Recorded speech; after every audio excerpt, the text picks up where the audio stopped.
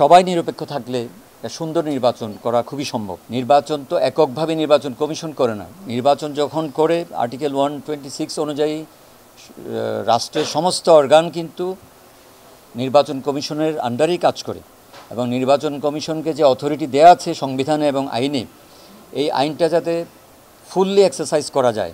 আমাদের আইনের প্রয়োগটা কিন্তু আসলেই পুরোপুরি হয় না। আইনের প্রয়োগ করার ক্ষেত্রে যাতে নির্বাচন কমিশন, নির্বাচন কমিশনাররা, নির্বাচনী কর্মকর্তারা কোনো ধরনের অন্য কোনো কর্তৃপক্ষ দ্বারা যাতে বাধাগ্রস্ত না হন, অন্য কেউ যাতে এখানের উপর হস্তক্ষেপ না করতে পারে। অবশ্যই মানে উইদাউট লফুলি যে কেউ করতে পারে, যার যার কাজ ভাগ করে দেওয়া আছে, সেটা যাতে ভবিষ্যতে না হয়, আমরা সেটা একটা বড় সুপারিশ আছে আমাদের।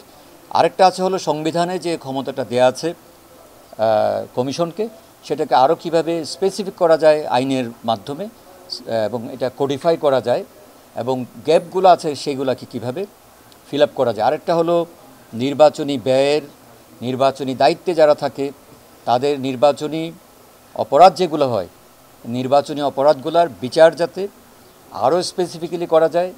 নির্বাচন পরবর্তী সময়ে যাতে আমরা কেউ অপকর্ম করে অন্য কোথাও চলে যাবে সেটা যাতে সুযোগ না থাকে, সেই ব্যবস্থা যাতে আইনের মধ্যে চলে আসে।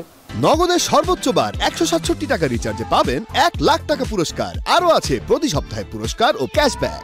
যে ওই সময় যদি কোনো কুকর্মের সাথে কেউ জড়িত থাকে, সেটা পরবর্তীতেও তাকে বিচার করা যাবে, সেই ক্ষমতা নির্বাচন কমিশনের থাকবে। আমরা সেই সুপারিশও করেছি।